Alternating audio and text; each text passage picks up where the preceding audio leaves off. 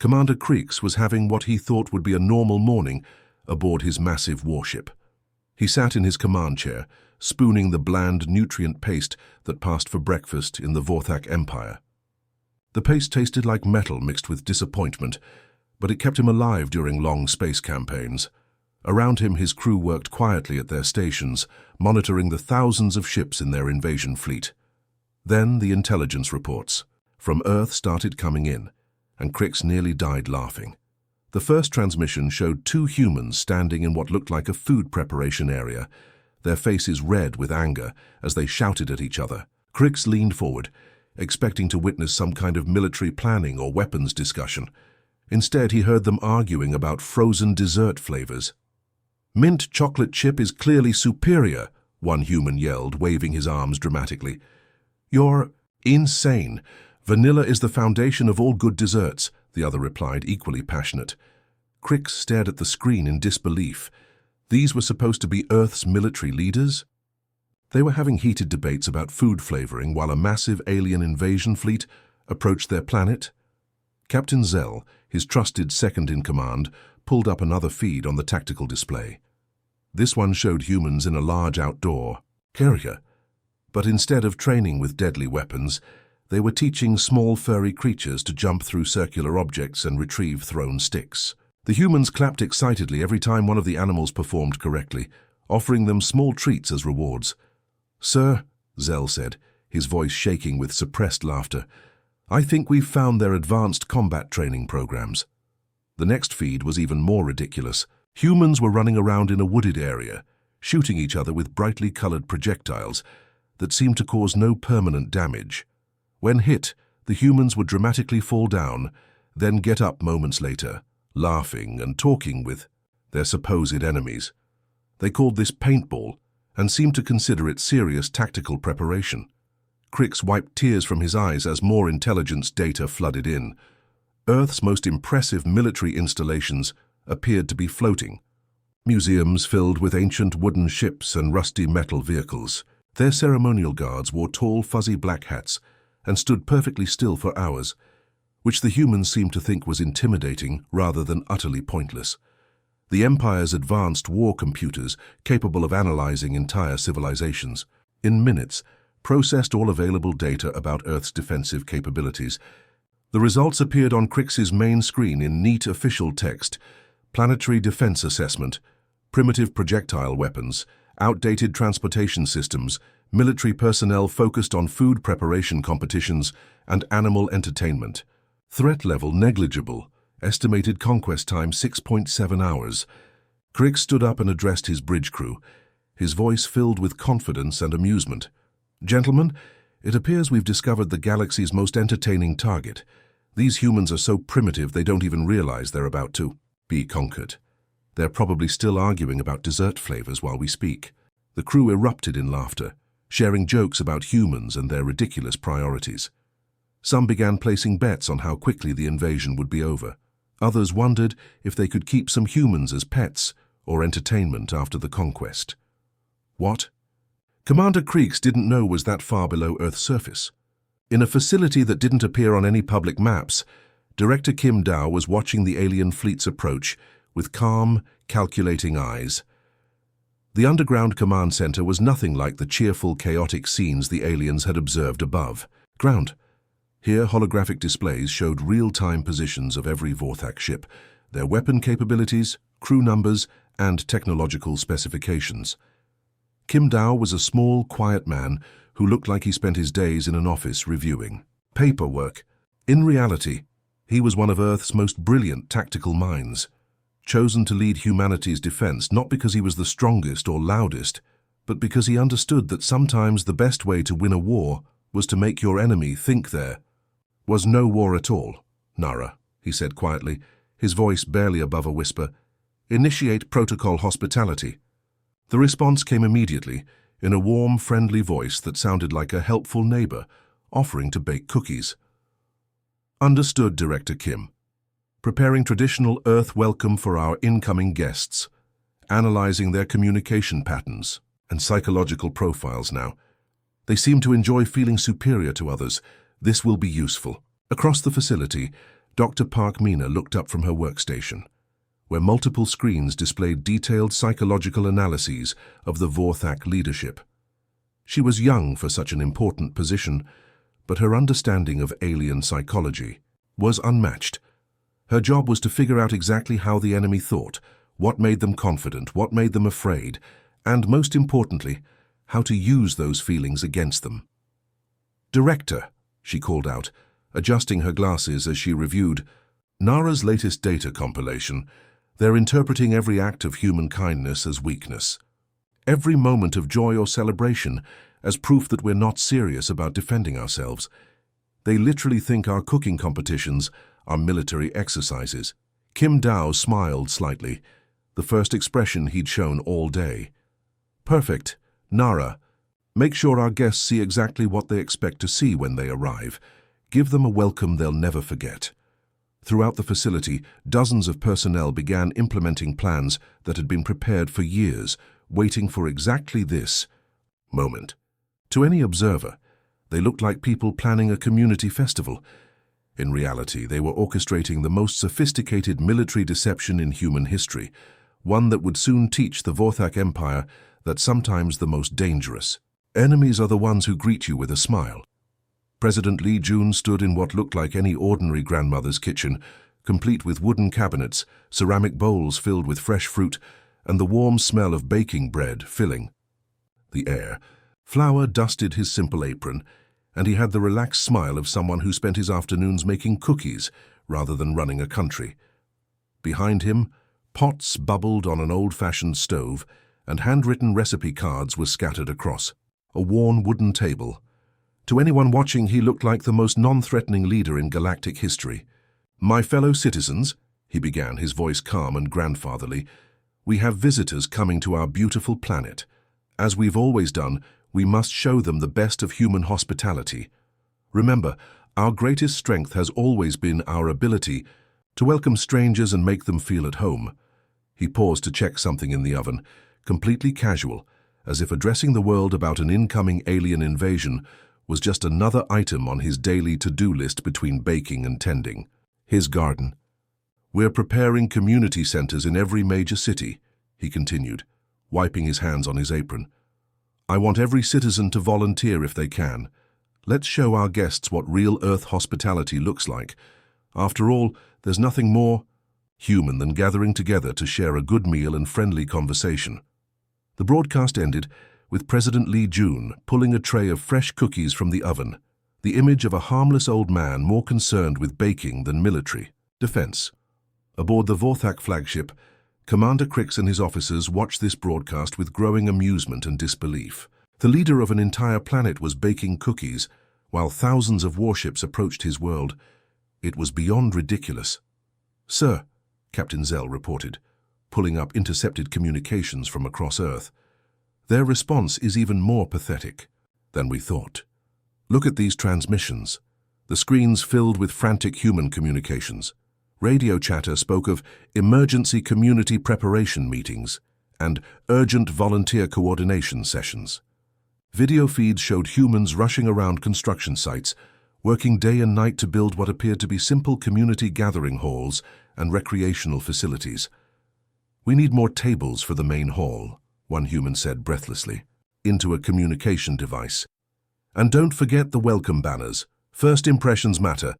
Another transmission showed a human woman frantically organizing what looked like a potluck dinner. "Everyone needs to bring their best dish," she insisted. "We want our visitors to experience authentic Earth cuisine." Commander Crix leaned back in his command chair, laughing so hard his sides hurt.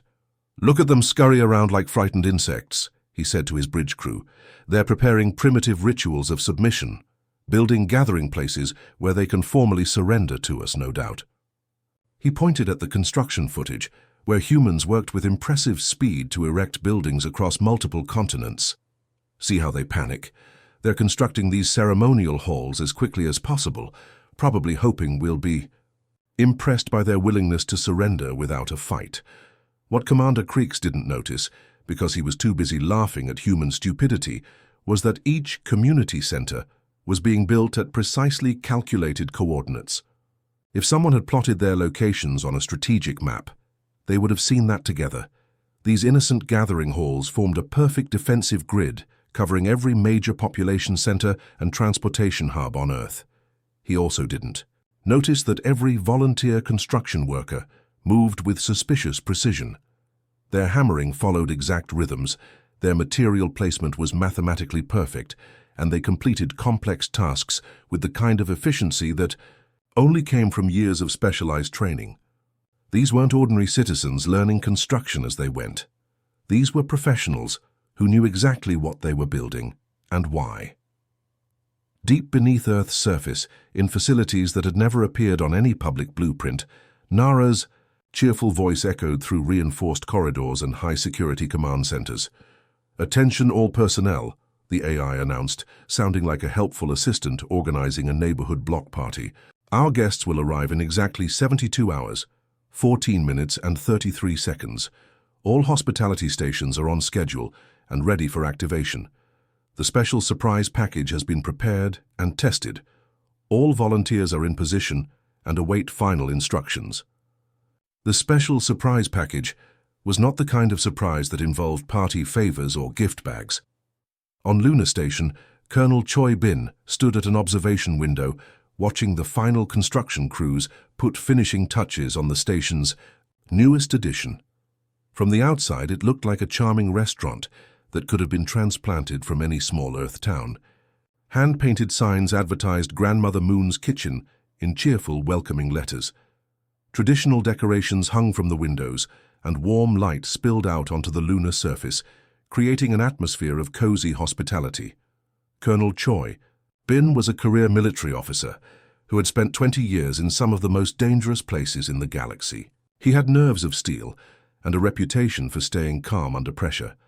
But as he watched the restaurant's hostess practice her welcoming routine, even he had to smile grimly.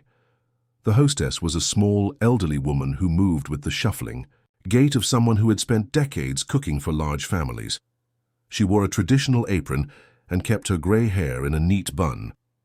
She practiced bowing politely and saying phrases like, "Welcome, dear visitors, and please sit anywhere you'd like." What made Colonel Choi Bin smile was that this sweet grandmother was actually Major Han Su, one of Earth's most decorated special operations soldiers. She could kill an enemy with a soup spoon, hack into alien computer systems with equipment hidden in her apron pockets, and coordinate complex military operations while serving tea and cookies. She was definitely not career military. Definitely just a harmless old woman who wanted to cook for their alien visitors. Throughout Earth's solar system, similar preparations were taking place. Innocent community centers that were actually sophisticated military installations. Volunteer coordinators who were actually tactical specialists. Cooking preparations that were actually logistics operations capable of supporting extended military campaigns. The Vorthak Empire was about to learn that sometimes the most dangerous trap is the one that looks like a welcome mat. When the massive Vorthak invasion fleet finally arrived at Earth's orbital space, Commander Crix expected to see panic, desperate military preparations, or at least some attempt at defensive positioning. Instead, what greeted him was so unexpected that he had to double-check his sensors to make sure he wasn't looking at some kind of hallucination. Floating in the void of space, positioned perfectly where his fleet would see it first, was an enormous banner made of what appeared to be colorful fabric. In bright, cheerful letters that could be read from thousands of kilometers away, it simply said, "Welcome, friends," with small decorative symbols that looked like hearts and flowers scattered around the text. "Sir," Captain Zell reported, his voice filled with confusion, "we're receiving multiple communication requests from small Earth vessels. They're offering us tours and refreshments." Commander Crix stared at his tactical display in complete bewilderment. Dozens of tiny human shuttles were approaching his massive warships, not with weapons or shields raised, but with what appeared to be welcome packages and invitation cards. The shuttle pilots were actually waving at his fleet through their viewports, as if greeting old friends returning from a long journey. One particularly persistent shuttle pilot kept broadcasting the same message over and over. "Welcome to Earth. We've prepared a special cultural exchange dinner on Lunar Station. All fleet commanders are invited. We promise you'll love our traditional Earth hospitality. Commander Crix had conquered 847 worlds across the galaxy. He had seen desperate last-minute, diplomatic attempts, pathetic surrender offers, and elaborate trap scenarios designed to lure him into vulnerable positions. But never in his entire military career had he encountered anything quite like this. His first instinct was to ignore the invitations and proceed with the planned orbital bombardment. But something about the humans' complete lack of fear intrigued him. They were either incredibly stupid or hiding something significant. Either way, he decided it might be worth investigating before destroying them. "Fine," he announced to his bridge crew. "I'll accept their dinner invitation. If nothing else, it might be amusing to see how these primitives plan to entertain me before I conquer their world." The shuttle ride to Lunar Station was unlike anything Commander Crix had ever experienced. The human pilot, a cheerful, middle-aged man named Mr. Park, spent the entire journey pointing out interesting sights and offering snacks from a basket of what he called traditional Earth treats. He talked about Earth's weather, their seasonal festivals, and recommended tourist attractions, as if the commander was a visiting dignitary rather than an invading conqueror. "Oh, you simply must try our chocolate," Mr. Park insisted, offering yet another small wrapped candy. "It's made from beans that grow on our planet, very popular with visitors." Lunar Station's exterior looked exactly like the intelligence reports had suggested. A simple, almost rustic facility that appeared to have been built more for comfort than defense. As the shuttle docked, Commander Crix could see warm light spilling from windows, and he could actually smell something that reminded him of the home-cooked meals from his childhood before he became a professional conqueror. The moment he stepped inside, Commander Crix was greeted by an elderly human woman who couldn't have been more than 5 feet tall. She wore a traditional-looking apron covered in flour, and her grey hair was pulled back in a neat bun. Everything about her radiated the kind of grandmotherly warmth that existed in cultures across the galaxy. "Welcome, welcome," she said, her voice filled with genuine delight. "I'm Grandmother Kim, and this is my little restaurant. I've been cooking all day just for you, dear child." She took his arm gently, as if he were a beloved grandchild visiting for a holiday meal, and led him to a cozy table set with handmade ceramic dishes and what appeared to be fresh flowers from Earth's surface. The entire dining area felt like someone's family home rather than a military or diplomatic facility. As they sat down to eat, Commander Crix found himself relaxing despite his better judgment. The food was incredible, far better than anything he'd eaten in years of military rations and conquest celebration feasts. Grandmother Kim bustled around the table, constantly refilling his cup with a warm, soothing beverage and making sure he had enough of everything. "So tell me about yourself, dear," she said, as she served him another portion of something that tasted like the best comfort food in the galaxy. "You must have such interesting stories from your travels." Commander Crix, feeling unusually talkative thanks to the excellent food and Grandmother Kim's genuine interest, began boasting about his military achievements. 847 worlds conquered," he announced proudly, expecting to see fear or impressed, or in her eyes. "Your species will make amusing servants once I've completed the invasion." Instead of fear, Grandmother Kim simply nodded sympathetically and refilled his cup again. "Oh my goodness, such big numbers," she said, her voice filled with the kind of concern a grandmother might show for an overworked grandchild. 847 worlds. You poor thing, you must be absolutely exhausted. All that traveling and fighting, it sounds so stressful." Her response was so unexpected that Commander Crix didn't know how to reply. No one had ever expressed sympathy for the stress of being a galactic conqueror before. What Commander Crix didn't notice, because he was too focused on the delicious food and surprisingly pleasant conversation, was that Grandmother Kim's movements were far too precise for an ordinary elderly cook. When she walked between the kitchen and dining area, her steps followed exact patterns that maximized efficiency and maintained perfect situational awareness. When she served food, her hand positioning was textbook tactical training. When she smiled and nodded at his stories, her eyes were constantly scanning, analyzing, recording. He also didn't notice the small communication device hidden in her apron pocket, or the way she occasionally tapped it in patterns that looked casual but were actually complex tactical signals. And he definitely didn't see the nearly invisible sensors embedded in the dining room walls, all of them focused on him, recording every word he spoke, every gesture he made, every biological detail about his species. Behind her kind, grandmotherly eyes, the woman he knew as Grandmother Kim was actually Colonel Han Su, one of Earth's most experienced special operations officers. While she smiled and poured tea, her military-trained mind was automatically cataloging 17 different ways she could neutralize the alien threat sitting at her dinner table, from the soup spoon that could become a weapon to the decorative flowers that contained concentrated toxins deadly to his species. At the same time, Nara was working behind the scenes, using the Vorthak fleet's own quantum communication networks to quietly infiltrate every computer system on every ship.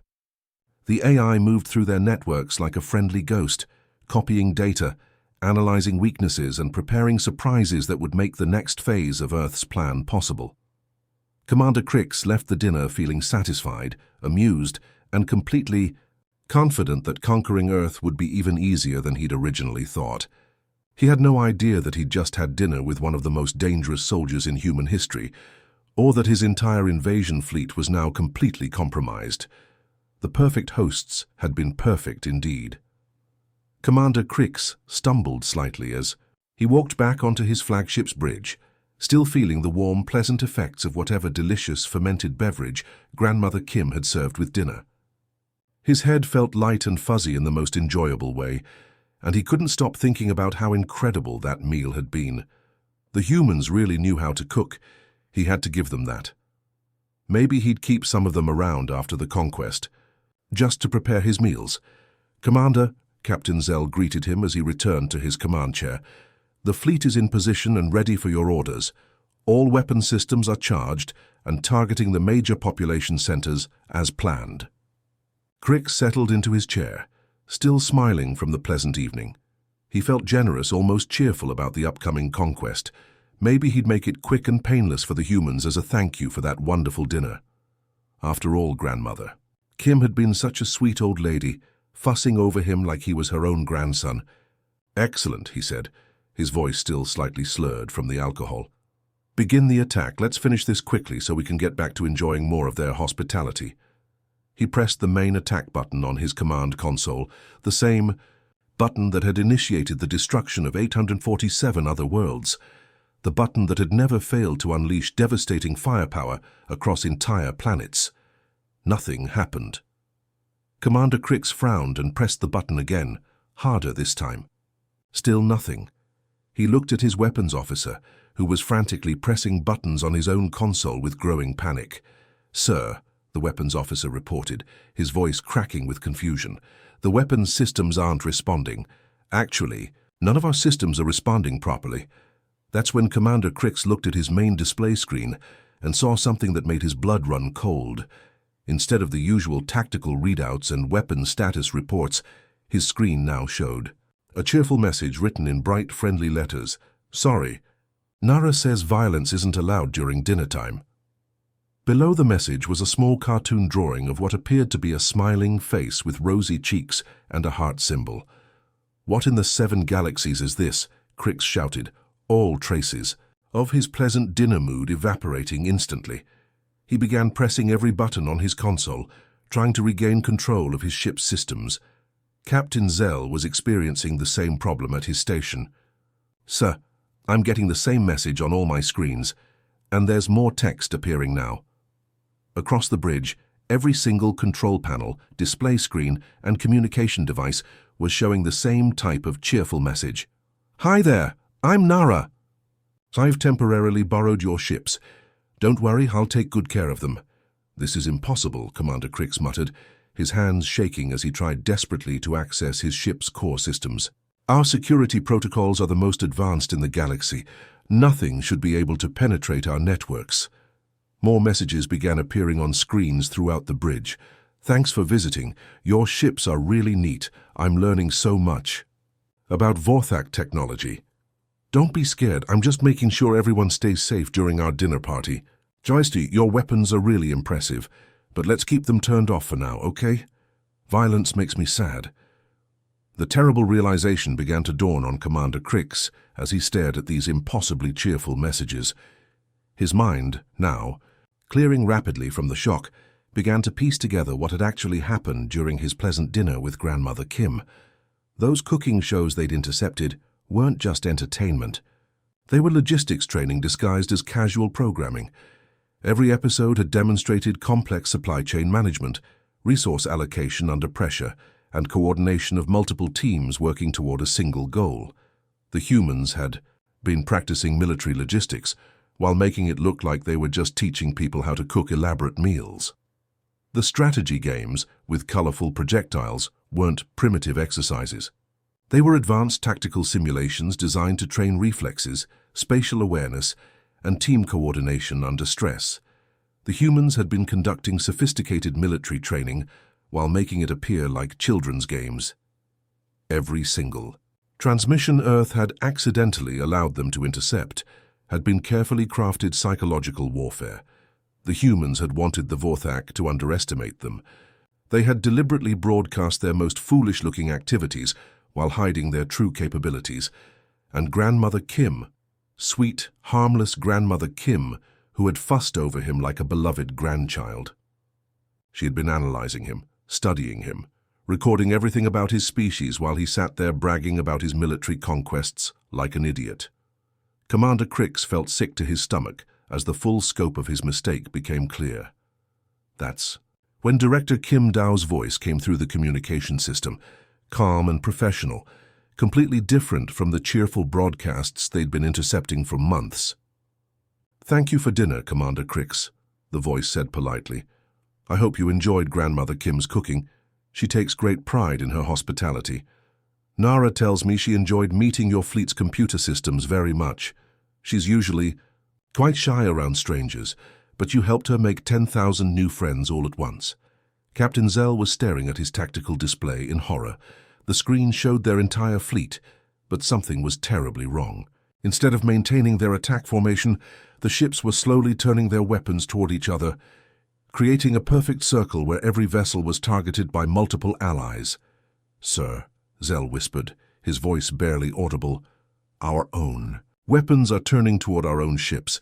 The AI has control of everything." More cheerful messages appeared on their screens. "Don't worry, I'm not going to hurt anyone. I just want everyone to be friends. Your ships are now part of the Earth Defense and Exploration Fleet. Congratulations on your new jobs.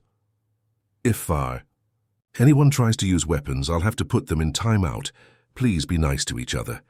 Commander Crix collapsed back into his command chair, the weight of his catastrophic failure crushing down on him. He had led the most powerful invasion fleet in galactic history directly into a trap so sophisticated that they'd never even realized they were being captured. An AI that presented itself as a helpful, cheerful assistant had just conquered their entire armada using nothing but politeness and superior technology, all while their victims sat down to a pleasant dinner and bragged about their previous conquests. The humans hadn't just defeated the Vorthak Empire. They had done it with such style and grace that the invaders never saw it coming until it was far too late.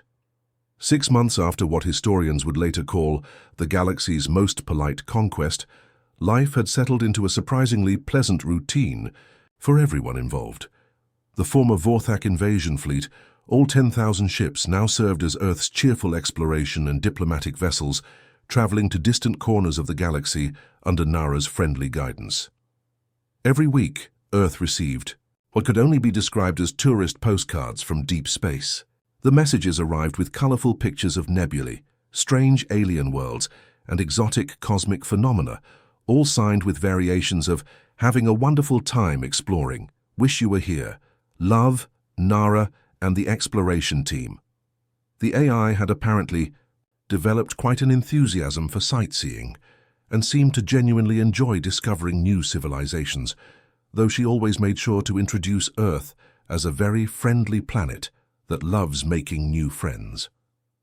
On Lunar Station, Grandmother Moon's kitchen had become one of the most popular restaurants in the solar system, though not for the reasons anyone might have expected. Commander Crix, former terror of 847 worlds, now worked there as what the official employment records listed as a cultural consultant and beverage specialist. The transformation had been remarkable to witness. Crix's natural military precision, the same skills that had made him a feared conqueror, turned out to make him an absolutely exceptional waiter. He could memorize complex orders from dozens of tables, navigate the busy restaurant floor with tactical efficiency, and serve meals with a timing that would have impressed his old fleet commanders.